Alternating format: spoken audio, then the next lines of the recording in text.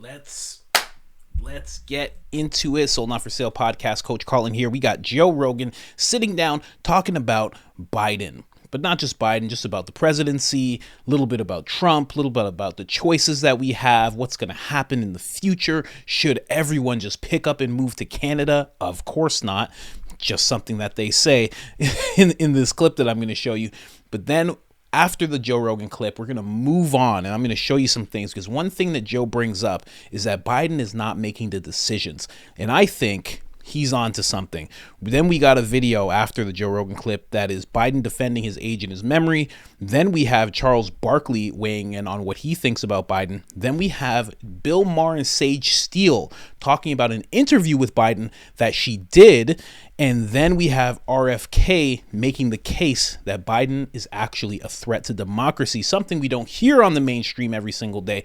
Don't forget about this new channel that I got, guys, Coach Colin Media. If you're wondering, I like this guy's videos, but I never see him go off the Rogan stuff. Well, that's what this channel's for. But this channel, this new one that we got going on, this one is where I break away from the Rogan content. We cover a bunch of different content and concepts. Check it out right here. We made a bunch of videos already for you guys to binge on. Go ahead and check that out. Hit the subscribe button on both of those. And other than that, let's get into this clip. Bad options, but I also think don't move to Canada. I think we're going to be okay. Don't move to Canada. Canada's even worse. Yeah. Canada's a mess. But people don't like that opinion because I think we enjoy the existential stakes of politics, even if it might not be there every time. Yeah, I agree.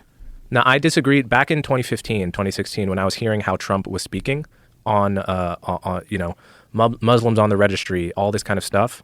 I was one of the people that was worried he would be a fascist, truthfully.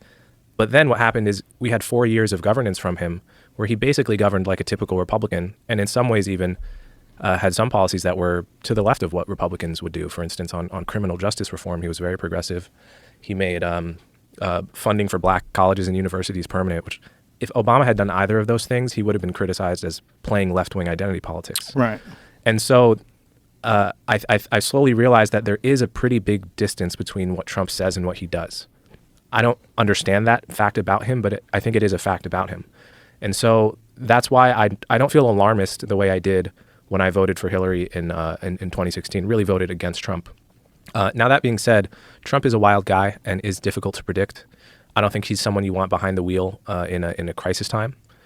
And then on the other hand, we have Biden, who has clear evidence of cognitive decline, vying for what's supposed to be the most important and challenging job in the world, certainly in the country, and people essentially claiming that it doesn't matter that he has obvious cognitive decline. Which is hilarious. I mean, not only that, but gaslighting you, Yeah. saying that that's his superpower. Did you see that article? No, I didn't. That Biden's age is his superpower. Seth MacFarlane retweeted it. I agree. I couldn't have stated this any better myself. Like, what are you talking about? No, What are you talking about? It doesn't make. One way I've thought about it is there's so much BS in politics. One of the great things about the market is that it's honest, because if you lie, you lose money. So if you look at when lots of money is on the line, who do people want leading their organizations? Look at the NBA, look at the MLB. Who do people get as head coaches? Usually people in their 50s is the median age. Yeah. Because you've been around long enough that you've made a lot of dumb mistakes that 20-year-olds and 30-year-olds make, and you've learned those things that you can only learn with age.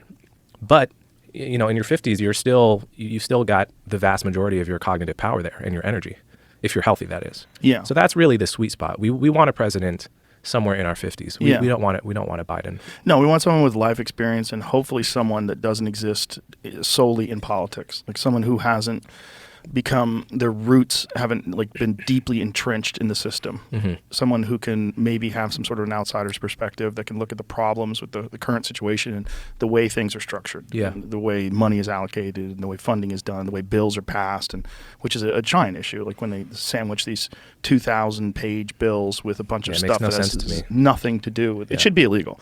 It shouldn't be legal to have a bill about, for a popular topic, the border issue, the border crisis, and embed in that funding for Ukraine. Like, what? Yeah, it doesn't make There's any nothing sense to do with it. to couple those issues. Yeah, I mean, a few months ago. So basically, you've had the Biden administration ignoring the border issue for several years because they wanted to signal sort of how non-Trump they were, right? And the border is Trump's issue. So Biden comes in, he says, we're going to undo everything Trump did with the border, even though a lot of those policies are actually widely supported and smart. So they undo everything. The migrant crisis goes to hell in the past 2 or 3 years, even now infiltrating cities like Chicago, New York, everywhere. And then you have Biden finally gets serious about the border a couple months ago with the border bill, and Trump gives the signal essentially that it's not a good bill, even though it was a pretty decent bill, and certainly in an emergency you want to stop the bleeding. Then Trump signals that the bill isn't good enough, and Republicans kill it essentially. So I think both sides have tried to spin this, right? The Democrat spin has been, look, the Republicans destroyed that bill. They don't even care about immigration. The whole thing's their fault. Of course, what's wrong with that is the reason it's this bad is because Democrats have been ignoring the issue fully for 2-3 years. Why do you think that is?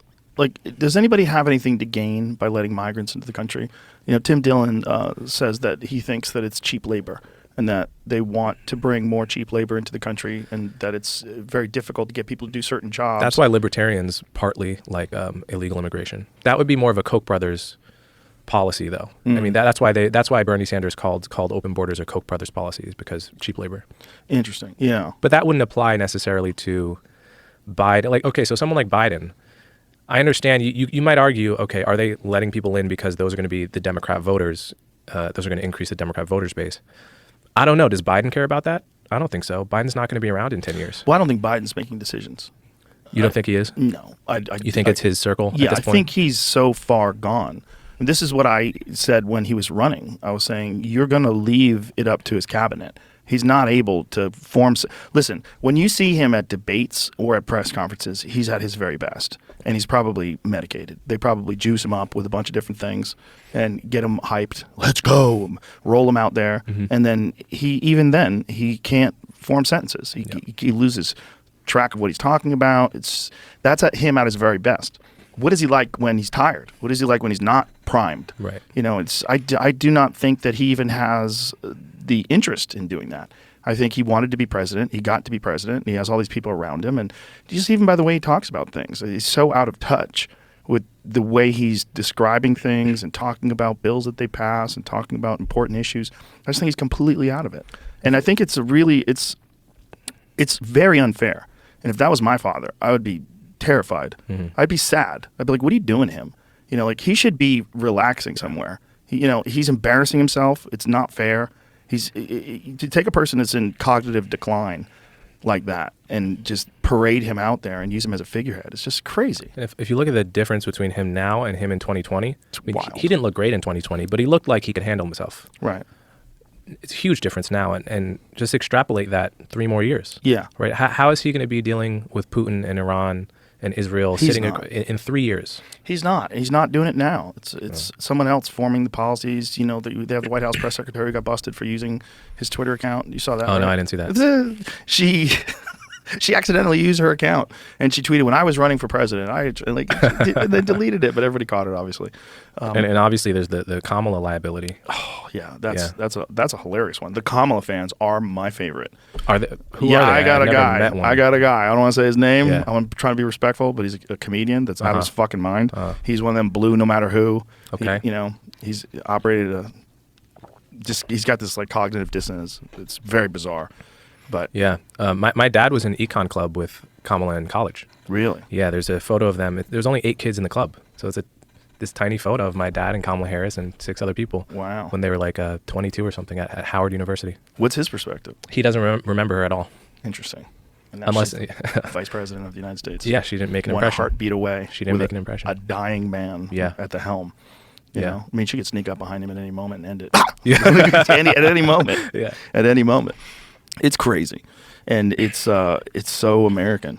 It really is. We're just like a goofy ass country. Yeah. We're amazing and it's pretty cool, but it's also we crawl so far up the ass at anybody that wants to be in a position of leadership that no one who should be in a position of leadership wants that. And most of these people that could be effective in a position of leadership because they've led things before, whether it's businesses or what have you, they just don't want to have anything to do with it. It's just a horrible attack on your character. They don't play fair. They lie. They'll get people to say things that aren't true. They'll concoct stories. They'll put things out there with the aid of the intelligence community, like the Russia collusion agenda, like that thing. And then they get all the media that's on the left on board, and then they just repeat this mantra over and over: Russia collusion, Russia collusion, and then they'll pretend that they didn't say that he never won the election. Right. They'll pretend. They pretend that they didn't question the election. They'll pretend that Hillary Clinton didn't do multiple speeches where she said that the election was stolen. Yeah. He's not a legitimate president. Russia stole the election with no evidence. Yeah. But when he questions the election, it's a threat to democracy. Right. It's just so convenient. And we live in this bizarre news cycle where there's information is coming at you so fast, you kind of forget about what the thing you were mad about 2 days ago that could affect the rest of the country for decades. Right. And you're just on to the next. I think in particular in America, we're very hard on our politicians. And that's actually the idea of the country from the start is there's no kings here. Right. Right. And you go to other places in the world, people worship or pretend to worship their politicians. You can sort of see why someone would want to be in that position when you see that the crowds of people fainting over Hitler speeches and Man, I don't know why Joseph just said goofy country. Listen, you may not like some things, but definitely not a goofy country. It's actually the last stand in true freedom.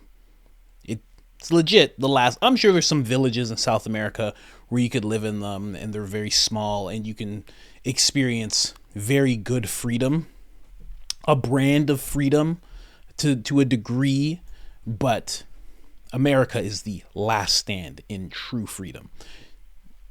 People don't understand how the Constitution, no, people don't understand how great that is, how important it is.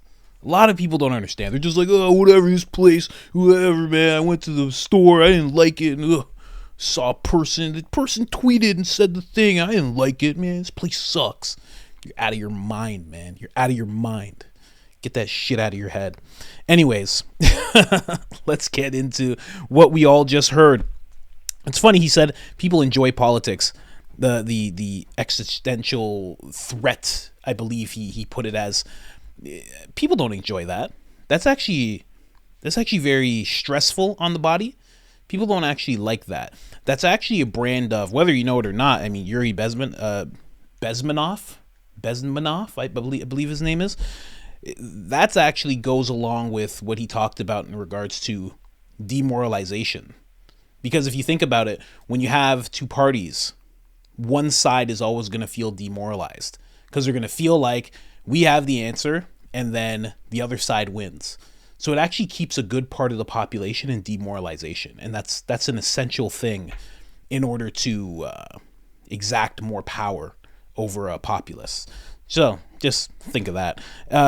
For some reason, Coleman, again, intelligent guy, refuses to really acknowledge how good Trump was as a president. Almost stumbled over his words, which you don't hear him do throughout the entire podcast. Stumbles over his words when he's about to call some of Trump's policies in regards to the border, to call them smart. It's okay. It's okay. He's a good president. It's clear. You can look where we are now, and you can look back. He's a good president. You know what I mean? He's good. It's fine to say it. I think, as Joe mentioned, the blue no matter who. I think that Coleman's just like, okay, he seems like he's one of those types. He said that he would vote for somebody. He claims to be very independent, but I think it's very clear that he is left-leaning. Maybe you want to say center-left. I think he's on the left. I think if you're voting against Trump and you're casting your vote for Hillary, and then after you experience Trump, and like he said, you think he's going to be fascist, you realize that he's not, and then you vote for Biden, I think you're a leftist at that point. That's just me. That's just me. That's just what I see. Just going based on that. You're voting for Hillary, and then you're voting for Biden. After the thing is, you vote for Hillary. Okay, I get it. You don't know what's going on with this Trump guy. You don't get it. But then you experience a good term. No war. Like you experience a good presidency, no war, good policies, and then you go, who's this? Biden? All right, let's go. It's like, I don't know, very odd. And then it's funny that he brought up there's a difference between what Trump says and what he does. And I think in actuality, what it is what Trump does and what the media says he is. I think that's because if you're worried about him being fascist, it's because you have to be watching the media. You have to be listening to sound bites. You can't possibly be listening to him talk in full, looking at the policies that are going, and be worried about him being fascist. So that's just my take on it with most people. If you're worried about Trump, or if you were worried about Trump, it's because you're looking into what the media is saying about him. And you're not actually going forth, hearing him out, seeing what he has plans, looking into those policies. So I'm just saying that really quick. And then for some reason doesn't want Trump as a leader, doesn't see Trump as a good leader in crisis. I think that's wrong, and it goes along with what Rogan was saying. Like, who do you want? You want these businessmen, people who are good leaders. You know, Coleman was even saying that in regards to age, which I don't think is really true. But Trump is a businessman. He's handled crisis. The fact that he's gone bankrupt, a lot of people don't get it. A lot of people think that's a great thing to point at in terms of how bad he is at business. That's actually a good thing to point out about how good he is in business. You know, I forget who it was. I don't know if it was Elon Musk. There was some CEO, massive CEO, and they were like, we don't hire people from Apple. And the person was like, why? Why wouldn't you hire somebody from Apple? And he was like, well, the reason that we don't do that is because all people from Apple know is that they make a product and make billions of dollars. And that's actually not how business works most of the time. So they like to hire people who have been through companies that went belly up, who have been through companies that had to really hustle and grind to get to a good place of actually making money. Those are the people who you actually want. So when you see Trump has this massive business and it goes bankrupt and then makes more money, that's a great mark of character. So just putting that out there really quick. And then who do you want to run things? You know, again, this kind of goes along with what I was saying already. You know, Joe's talking about businessmen and Coleman's talking about people who are 50. I don't really think that part matters. Like, again, if Biden was super sharp, if he was 85 right now and he was super sharp and he got on stage and he was like, what's going on, everybody? One at a time. Hey, Chris, what's going on over there? I know you're there. Give me a second. Because I know I'm going to get into it with you. All right, Marlene, that's your name, right? Let's get into it. What do you want to talk about? If he was like that, people would be like, oh, this guy's perfect. He still has all his faculties. He's great. That's why when you look at Trump, and people have said this countless times, Rogan said this countless times, when you look at Trump, you're like, whoa, this guy's still sharp, comedic edge, still cunning, still willing to go after people. I don't know. You would want a guy like that. And then the last thing I'll talk about right before we go over to the next clips is Coleman said that Trump killed the bill. That's not true. I did a video on this. The bill had more money going to Israel and Ukraine than it did going to the border. That bill that they put forth was not a border bill. I don't know what it was. I won't make any accusations on what I thought they were trying to do, but that was not a border bill that we saw. That was something else. It was $120 billion and only $20 billion of the $18 to $20 billion. I'm not exactly sure my numbers there. I think it was like 18 to 20 billion going to the border. The other 100 million going everywhere else in the world. That's not a border bill. You don't pass something like that if you're talking about border security. So it's not Trump that killed that bill. You know, Mike Johnson, the Speaker of the House, he said that bill was dead in the water. He's like, and most of it is because we all know, he kept saying, we know that the president has the power to do what he's saying already, and he's just refusing to do it. And why was he refusing to do it? Because he wanted more money sent to Ukraine and Israel. That's why it didn't pass. Because I won't say for the first time, but a lot of times these guys will just kind of sign off on bills, pass bills, and not read it. This time, people actually took the time to read it, and Trump was one of them. But he didn't kill it. The fact that it was a bad bill is what killed it. Let's get into these next clips. We got Biden right now. His age is in question. Let's hear him defend himself. Biden, something the special counsel said in his report is that one of the reasons you were not charged is because, in his description, you are a well-meaning elderly man with a poor memory? I'm well-meaning, and I'm an elderly man, and I know what the hell I'm doing. I've been president. I put this country back on its feet. I don't need his recommendation. It's How totally bad is your memory, and can you continue as president? My memory is so bad I let you speak. Biden defended himself after special counsel Robert Hur put out a 345-page report. It said Biden willfully shared and retained highly classified information when he left office as vice president. Some of the documents were kept in the garage and offices of his homes. But the special counsel also said the president has poor memory and that during his interview with FBI investigators, Biden, who is 81 years old, couldn't even remember the year his son Beau died. Biden insists he does remember it very well. How in the hell dare he raise that? Frankly, when I was asked the question, I thought to myself, it wasn't any of their damn business. My memory is not good. My memory is fine. My memory, take a look at what I've done since I become president. None of you thought I could pass any of the things I got passed. How'd that happen? You know, I guess I just forgot what was going on.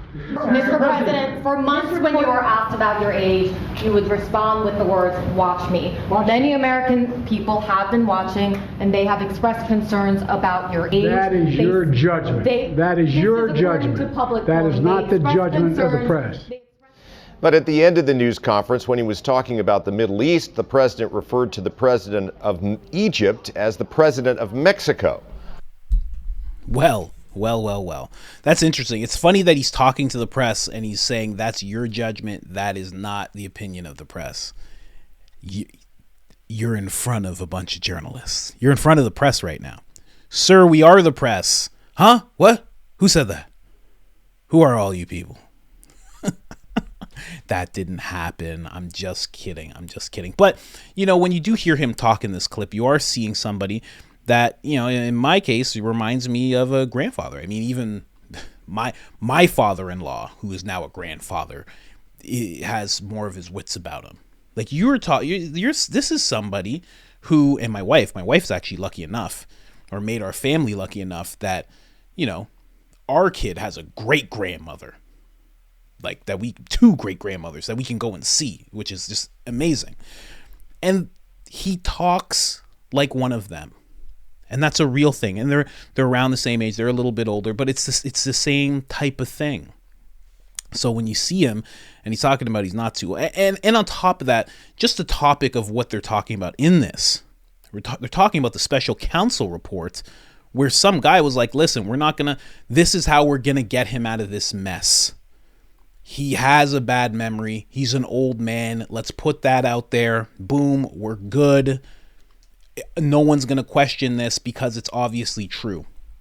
And he's trying to dispute it, which is really interesting. It's like, do you want to go to jail? You want to get charged? It's very, very interesting. But again, let's hear what Charles Barkley has to say about this. Feel about a rematch between Joe Biden and Donald Trump? I don't feel good about a rematch. Number one, I don't think President Trump represents a statesman, civility, things like that. And I think President Biden is too old. I don't feel really good about either one of them. How do you feel about a rematch? It's very interesting that Charles Barkley has that to say, you know, especially about Trump with the civility, you know, because Charles Barkley just said he'd punch people in the face if he saw them wearing a certain shirt. He said if he saw people wearing shirts with Trump's face on it, that he'd punch them in the face. Listen, this guy's just not statesmanly enough. And you know what? Honestly, I'm kind of getting tired of hearing that. I did an episode on the other channel where Stephen A. Smith was saying the exact same thing as Charles Barkley, saying that he's not statesmanly enough.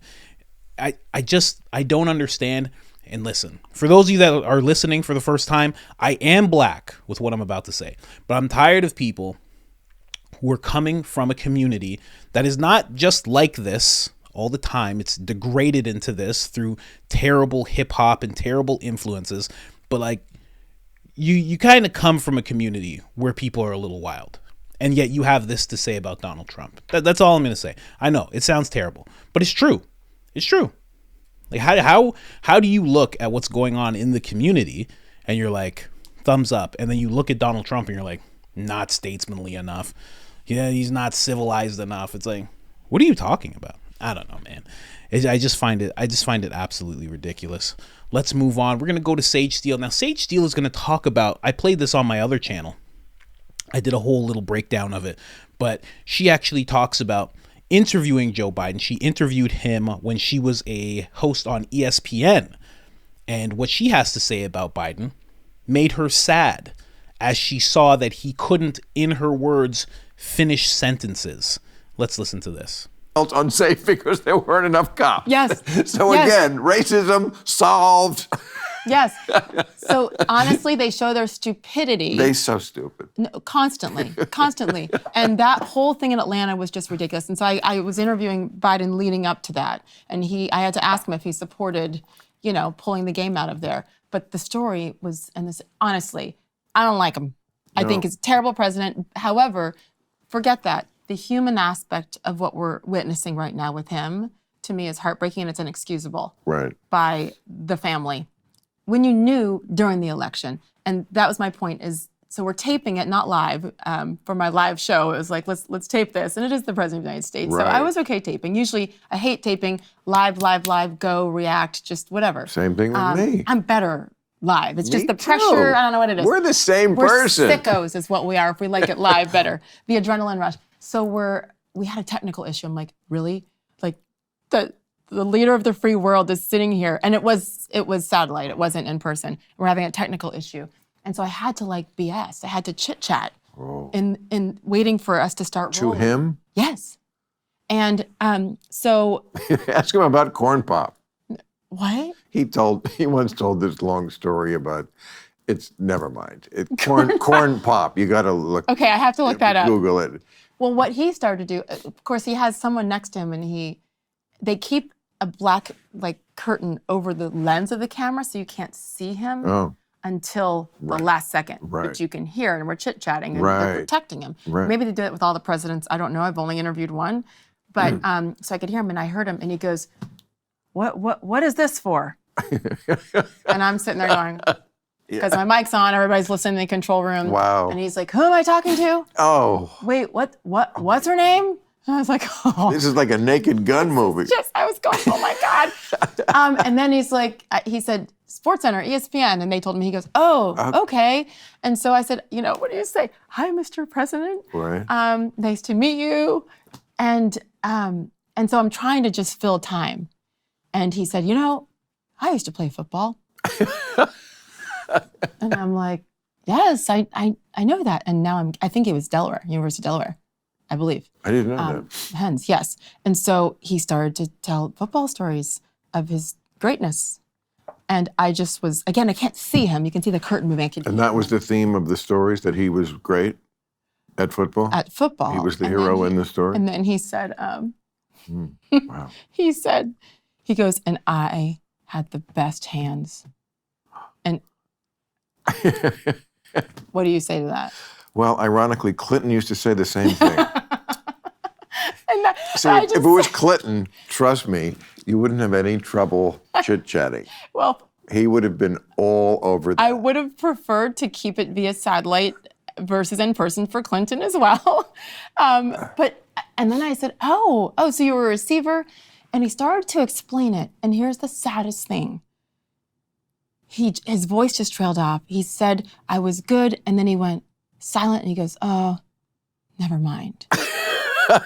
No, you're laughing. I thought it was so sad because I realized that's why he was in his basement during the whole election cycle. Right. Because even then, he couldn't finish his sentences. He struggled. So forget about politics. I don't care. I didn't vote for him. However, that made me sad to realize. So you didn't vote for Biden either? No. Wow. No. And that's okay. Thank I still love you. Okay. You will never hear Bill Maher say that to any other person ever again in your life after they say that they didn't vote for Biden and they voted for Trump. You will never hear that again. Oh, you will only hear that when he's in front of a beautiful lady. You'll never hear that at any other point in time. But here's the thing. It's not all that crazy to think. Here's the thing, right? Let me just say this. Even The Rock doesn't make... The Rock, Dwayne The Rock Johnson, You're 49th president of the United States. No. Hope not. But even he doesn't make all his decisions. Even he wakes up and there's a bunch of people telling him where he's going to go and what he's going to talk about and what he's not going to talk about and who he's going to stay away from and who he's going to embrace and what he's going to say on social media. There's a whole bunch of people who direct this guy into what he's doing. You think he was just on Joe Rogan because he's like, oh, I just called up Joe and said, hey, what's going on, brother? You think that really happened? Absolutely not. That was the most forced conversation I've ever seen on JRE ever. So if he's not, he is in the literal physical, the physical embodiment of what a superhero looks like. That's literally what he looks like. Has his wits about him, speaks intelligently, speaks well, keeps himself together, looks great in a suit. Again, looks great, dresses a superhero. Even that guy doesn't make all of his decisions.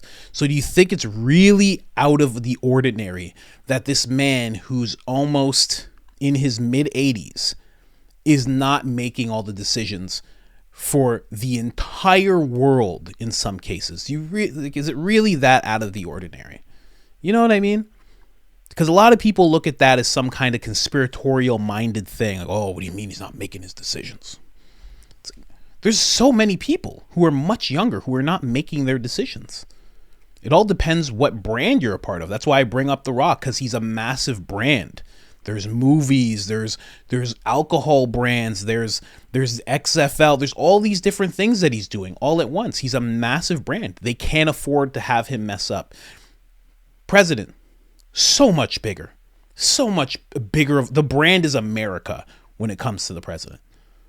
So you think they're not going to let him mess up. They're not going to let him talk randomly. They're not going to let him just debate in the state. Like, none of that stuff's happening. So when Joe says, hey, I don't think he's making decisions, it's not that far-fetched. Now we're going to move on to Robert F. Kennedy. He's actually making the argument that Biden is more of a threat to democracy than Donald Trump is. I don't think I played this. Now that I got two channels going at once, I'm pretty sure I played this on the other channel. If you guys, if there's some diehards who are subscribed to both channels, you're seeing this for a second time, I apologize, but it just made sense to play it with this video. Let's go. Essentially see Trump and Biden as the same, different issues. But do you really believe that when people talk about the threat to democracy that Trump poses, do you really think that is an equal evil to Biden? I mean, listen, I can make the argument that President Biden is a much worse threat to democracy. And the reason for that is President Biden is the first candidate in history, the first president in history that has used the federal agencies to censor political speech, so to censor his opponent. I can say that because I just won a case in the Federal Court of Appeals and now before the Supreme Court.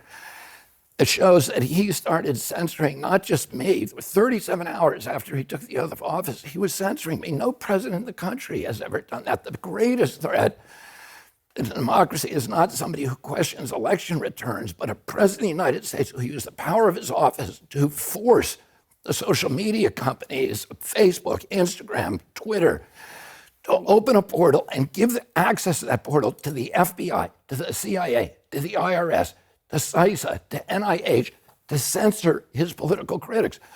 President Biden, for the first president in history, to use his power over the Secret Service, to deny Secret Service protection to one of his political opponents for political reasons. He's weaponizing the federal agencies. Those are really critical threats to democracy. Donald Trump, of course, tried to overturn a free and fair election. He tried to overturn one, right? He's still fighting in court. Yes. How is that not a threat to democracy? Well, I think that is a threat to democracy. If him trying to overthrow the election clearly is a threat to democracy. But the question was, who is a worse threat to democracy? And what I would say is, I'm not going to answer that question, but I can argue that President Biden is, because the First Amendment, Aaron, is the most important. Adams and Hamilton and Madison said, we put the guarantee of freedom of expression in the First Amendment because all of our other constitutional rights depend on it. If you have a government that can silence its opponents, it has license for any atrocity. So just to be clear, you're saying you could make an argument that President Biden is a worse threat to democracy than Donald Trump. That's what you just said. But who else has ever tried to? Who else has ever tried to censor? What president in history has ever tried to censor political opponents? What president has weaponized the federal agency? You know, when my father came into the Justice Department, the first week he was there, he got all of the branch and division attorneys together, and he said, whatever we do, we are not going to use the power of the Justice Department for political Trump, of course, reasons. has said that he would do that. He has said that he would do that. Of course, and that is reprehensible. And he is the only president who's tried to overthrow the results of an election. Well, you know what? Let me say something about that. I'm not going to defend President Trump on that. That was appalling. And there's many things that President Trump has done that are appalling. But in 2001, we had an election stolen in this country during the Bush-Gore election. In 2004, I wrote an award-winning article for Rolling Stone that showed how that election was stolen from John Kerry. So I don't think, and most Americans agree with me about 2001, that it was a stolen election from the Democratic Party candidate. So I don't think people who say that the election is stolen, not that we shouldn't make pariahs of those people. We shouldn't demonize them. We shouldn't vilify them. What we should be doing is saying, let's all get together, Republicans and Democrats, and fix the election system so that it cannot be fixed, so that we're the exemplary democracy of the world. We ought to, Las Vegas. I just wanted to play that. I let it run a little long because you know what? A lot of people will talk about this gentleman's voice, but if you can just get past that and just hear what he's saying, he's usually it's very engaging. Like you want to listen to what he has to say because you can tell it's coming from a place of intelligence. And even as he was talking, I was like, man, if this guy had a voice like Gavin Newsom, I don't know where he'd be at right now in the election. I don't know. He might be a little further ahead than where he's at right now. He might have been embraced by the Democratic Party a little more. I don't know, man. It just, man. I like him. I gotta say, I don't like him as much as Trump, but I definitely like him a lot. A lot of people have said like, oh man, if he was like Trump's VP, how great would it be? I feel like his dreams of what he thinks should be happening in the government are too big for him to fill a VP slot, but if he try, that'd be a really interesting person to have as a VP, but again, I don't know, he doesn't want to demonize anybody, and that's a good thing. I can't even believe I'm saying that, but I'm not saying it like you should demonize people, but there are certain people that Trump won't be able to trust when he gets in the office. And I think if he was partnered with RFK would compel him to trust those people again. And that could just turn into exactly what happened to him before, which is he got stabbed in the back quite a bit. Now, threat to democracy. Again, if you have somebody who's not making all the decisions to the extent that a lot of people feel Biden is not making the decisions, that is a definite threat to democracy, because then at that point, who is it? Who is it that's making these decisions? That, I think, is the biggest threat to democracy. Listen, this woman, this Erin, this lady, I'll leave it at that, but what she's saying about Trump, notice she has the one thing about Trump, and the RFK has like a whole bunch of things. He's talking about used agencies. 37 hours after he's elected, he started, pursuing silencing political opponents, used social media, made a portal between agencies and social media, which disappeared in 2 weeks, I believe. And Elon Musk was saying that violated the FOIA Act. There was a bunch of stuff. And then silenced political opponents and anybody who was saying anything, really. Yeah, the Twitter files revealed. I think that's a bigger threat to democracy. For sure. But again, the whole topic of the video is who's making the decisions. And at least the least you could say with Trump, when you see him making decisions, when you see him on stage and he's talking, whether you like what he's about to do or you don't like what he's about to do, he made that decision. When he actually sent a missile at a general, I think it was at an Iranian general, they gave him 3 options, And not all three involved that happening to that general. And he was like, nope, I want to send a message. That's what we're doing. And they were like, we can really do something else. And he was like, no, that's what I'm doing. And I'm not saying it's a great thing to do, but I'm saying when a decision needs to be made, he steps in and makes it, you know?